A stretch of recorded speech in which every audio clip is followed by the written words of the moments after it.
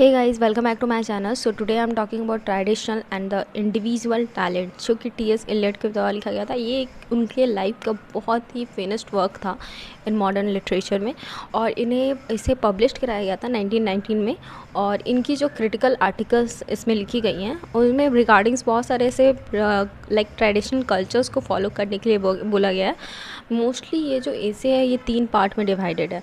First जो इनका part है जो है वो कॉन्सेप्ट ऑफ ट्रेडिशन है। सेकंड जो है इम्पर्सनल पोएट्री, लाइक पोएट कहते हैं, टी एस इलियट कहते हैं कि कोई भी इमोशन से जुड़ा पोएट्रीज नहीं होना चाहिए, लाइक इम्पर्सनल होना चाहिए। मतलब उस अपने इमोशन से हट के जो पोएट्रीज को व्याख्या करते हैं वो बहुत इंपॉर्टेंट होता है उनके लाइफ में। थर्ड जो है इनका कंक्लूज़न वो निकालते हैं।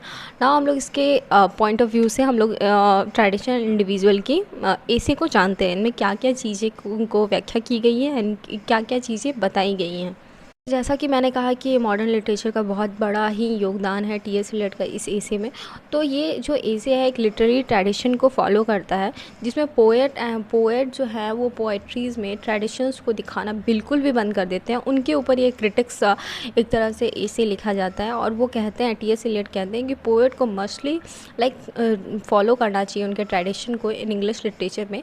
बट अनदर वे वो इसको भी एक्सेप्ट नहीं करते हैं कि ट्रेडिशन को फॉलो भी करना ज़रूरी है, बिकॉज उनका अलग परसेप्शन भी होता है। लेकिन अब आवर न्यू जनरेशन को देखें तो उसमें बहुत सारे ऐसे डिफरेंट टाइप्स ऑफ राइटर्स हैं जिन्होंने अपने बहुत सारे ऐसे बिना ट्रेडिशन को फॉलो किए हुए बहुत सारे ऐसे remarkable stories and poetries and novels लिखे हैं। तो वो जस्ट ये कहते हैं कि लाइक जो हमारे अभी प्रेजेंट के आइडियाज़ हैं वो भी पास्ट से ही लिए गए हैं। लाइक अगर वो पास्ट में किए नहीं गए होते तो हमारे फ्यूचर में वो आइडियाज़ ही नहीं आते। तो जो भी चीज़ आज हो रहा होता है उसका कल कुछ ना कुछ तो पहले छूटा होता है, या पहले वो चीज़ किया गया होता है, तभी वो दोबारा किया जा सकता है। तो वो कहते हैं कि जब भी एक पोएट लिखता है तो उसमें पास्ट और प्रेजेंट का बहुत बड़ा मेल होता है। तो उसको देख के कोई भी पोएट्रीज़ को अपने फोकस के तरह पोएट्रीज़ को पोएट्री लिखनी चाहिए, पोएट को पोएट्रीज़ लिखनी चाहिए। एक एग्जांपल भी देते हैं क्लासिकल पोएट ऑफ होमर जो कि उस टाइम के बहुत बड़े पोएट थे, और उन्होंने ऑलवेज वो हमेशा फोकस करते थे आवर ओल्ड जनरेशन के ऊपर। लाइक ओल्ड जनरेशन में किस तरीके से पोएट्रीज़ को फॉलो किया जाता था, किस तरीके से लिखा जाता था, उन्हें किस तरीके से प्रेज़ किया जाता था, उस सारी चीज़ों के बारे में कहते हैं। वो कहते हैं एक नोवेलिटी होनी चाहिए हमारे पोएट्रीज़ में, ताकि वो एक नयापन ला सकें अपनी पोएट्रीज़ में।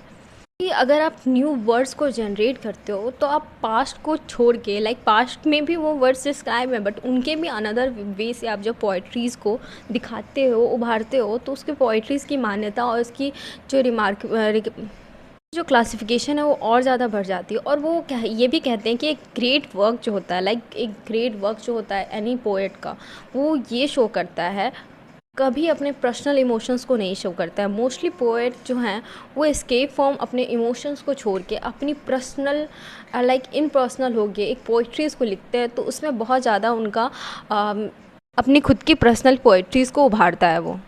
वो डिस्कस करते हैं हैमलेट के पोएट के ऊपर, जहाँ पे उन्होंने एक नॉवल लिखा था जिसमें उनका जो हीरो था उनके ना तो इनर और आउटर दोनों फीलिंग्स जो थे बिल्कुल सेम नहीं थे, जिसके कारण हैमलेट का जो वो नॉवल था उतना भी अनप्रिडिक्टेबल नहीं था, लाइक उन्हें सराहा नहीं गया था इन फ्यूचर। बट हैमलेट का just because of one mistake, because उनके हीरो का जो पर्सनल लाइफ था, इनर लाइफ था, लाइक आउटर लाइफ था, वो इनर लाइफ से सेम नहीं करता था, उनके फीलिंग्स से सेम नहीं करता। तो वो चीज़ बहुत इंपॉर्टेंट होता है एक पोइट्रीज़ में या एक नॉवल में।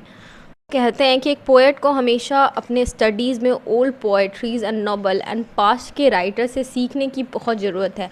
उन्हें लर्न करना चाहिए कि किस तरीके से उन्होंने लिटरेरी टर्म को different types of critics, different types of new words में, different types of new novels में क्रिएट करके किस तरीके से न्यू क्लासिफिकेशन के तौर में उसे दर्शाया है। टी एस इलियट कहते हैं, टी एस इलियट एक बहुत इंपॉर्टेंट एंड सेंसिबल अच्छे एक राइटर हैं। उन्होंने western language non western language को उतना लाइक नहीं करते थे बिकॉज ऑफ उन्होंने महाभारत पढ़ी थी। उन्हें इंडियन कल्चर्स को बहुत ज़्यादा वो प्रेरणा मानते थे अपने लाइफ में, बिकॉज वो इंडियन कल्चर को हमेशा अपने लाइफ में फॉलो करते थे, अपनी पोइट्रीज़ में फॉलो करते थे। नॉन वेस्टर्न कल्चर जो था वो बहुत खुलापन था, जिसके कारण वो उतना ज़्यादा उनसे लाइक नहीं करते थे। बट महाभारत एंड रामायण उन्होंने पढ़ी थी, दैट्स वाई उनके जितने भी पोइट्रीज़, नॉवेल्स एंड स्टोरीज़ होते हैं उसमें मोस्टली इंडियन कल्चर्स को शो किया जाता है, जिसके कारण उन टी.एस. इलियट की जितनी भी स्टोरीज़ एंड नॉवल है उन्हें आज तक बहुत अच्छा रिमार्केबल पोइट्रीज़ मिला है और आगे भी मिलेगा। So guys, thank you, I hope you like my videos and please like, subscribe and share this channel. And आप जैसा कि देख सकते हो मैंने सारे के सारे नोट्स इस वीडियो में अवेलेबल करवाए हैं और इसमें 3 ही चीज़ के ऊपर आपको मोस्टली लिखने हैं। फर्स्ट जो है कॉन्सेप्ट ऑफ ट्रेडिशन, सेकेंड जो है थ्योरी ऑफ इम्प्रेशनल